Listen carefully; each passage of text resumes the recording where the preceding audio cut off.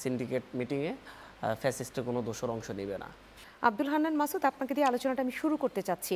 গণমাধ্যমে এই যে সংবাদটা এখানে এসেছে যে এই নির্বাচনকে কেন্দ্র করে একদম ছাত্ররা বা ছাত্রদের যে বিভিন্ন সংগঠন মুখোমুখি, ছাত্রদল ওখানে এক ধরনের দুর্ব্যবহার করেছে এরকম অভিযোগ যেমন এসেছে, আবার ছাত্রদল সেখানে অন্য কথা বলেছে। ছাত্রদলেরটা আমি ছাত্রদলের কাছ থেকেই শুনে নিব, কিন্তু তারপর আবার বিক্ষোভ হয়েছে তাদের সেটার বিরোধিতা করে। মুখোমুখিটা কেন? সেটা তো আসলে হচ্ছে ছাত্রদল আর হচ্ছে ক্যাম্পাসের শিক্ষার্থীরা সবচেয়ে ভালো বলতে পারবে।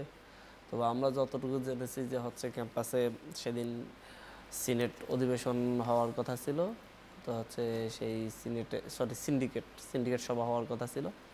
তো সিন্ডিকেট মিটিংয়ের আগে তো মেম্বারগুলো ছিল হচ্ছে অধিকাংশই আওয়ামী লীগপন্থী শিক্ষকরা। তার মধ্যে কিছু শিক্ষকদের, কিছু আওয়ামীপন্থী এদেরকে আইনের মধ্য দিয়ে সরানো গিয়েছে এবং কিছুকে সরানো যায়নি।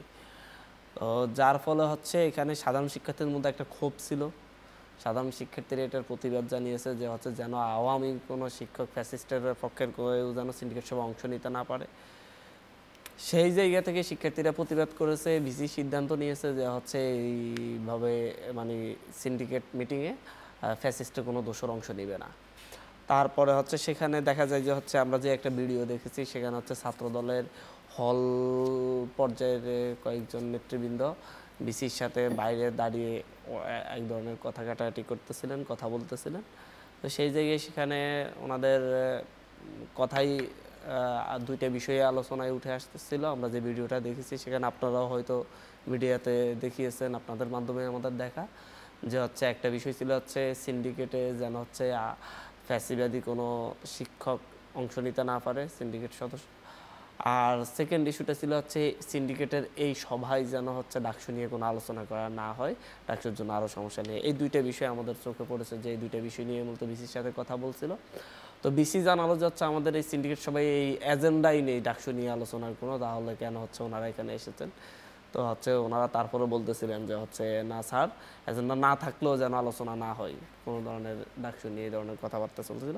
তারপরে রাতের দিকে ডাকসু নির্বাচন পেছনের এক ধরনের পায়তারা করছে। এটা তো অফিসিয়ালি ছাত্রদল বলছে যে হচ্ছে অনেক আগ থেকেই বলতেছে যে হচ্ছে এক্ষুনি ডাকসু নির্বাচন নয়। ছাত্র একবার এক একটা কথা, একবার বলছিল যে ছাত্রলীগের বিচারের আগে কোনো ডাকসু নয়, কোনো ছাত্র সংসদ নয়। আবার বলতেছে যে হচ্ছে ডাকসুর গঠনতন্ত্র সংস্কারের আগে কোনো ডাকসু নয়। তো আমরা একই জায়গায় একমধ্যে সবাই মিলে বসে আসলে ডাকসুর যে গঠনতন্ত্রগুলো এগুলো অবশ্যই সংস্কার করা দরকার। কিন্তু ছাত্রলীগের বিচার বলতে ছাত্রলীগ তো নিষিদ্ধ হয়ে গেছে এবং ছাত্রলীগের সন্ত্রাসীদেরকে ধরে ধরে বিচার আওতায় আনা হচ্ছে যতগুলো আছে।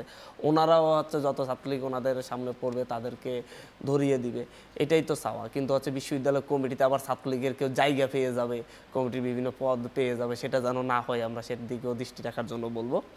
তো এই জায়গায় তারপরে রাতের দিকে সাধারণ শিক্ষার্থীরা হলগুলা থেকে মিছিল বের করে এর প্রতিবাদ জানিয়েছে যে তারা ডাকসু চাই।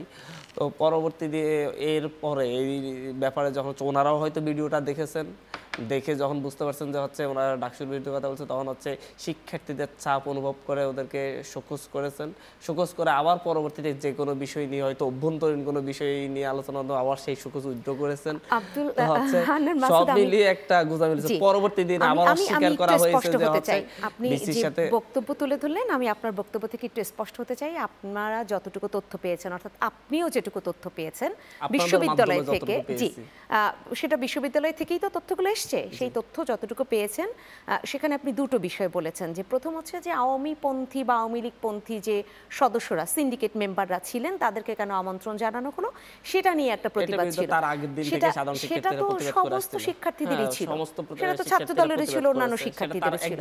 তাহলে আপনি যে দ্বিতীয় অংশটা বলেছেন ওইটার থেকেই কি মানে ছাত্র দল এবং শিক্ষার্থীরা মুখোমুখি হয়েছে? শিক্ষার্থীরা মুখোমুখি হয়ে দাঁড়িয়েছে একদম। পরবর্তীতে এটা নিয়ে দুইটা মিছিল হলো সেদিন রাতেই হলগুলা থেকে হচ্ছে এর প্রতিবাদে প্রতিটা হল থেকে মিছিল বেরিয়েছে, যেটা আমরা হচ্ছে 15 জুলাই দেখেছি শেখ হাসিনা রাজাকার বলা পরে যেরকম হলগুলা থেকে মিছিল এসেছিল, ঠিক একই রকম বিষয়টাও আমরা পরিলক্ষিত। পরবর্তীতে এটা বিষয়টা হচ্ছে ছাত্রদল একবার শোকজ করলো, পরবর্তীতে আবার হচ্ছে যে কোনো কারণে সেই শোকজ উদ্যোগ করলো, পর আবার অস্বীকার করলো যে এই ধরনের কোনো ঘটনা ঘটেনি, আমরা শোকজ করাটা ভুল হয়েছে। তাহলে শোকজটা কেন হলো?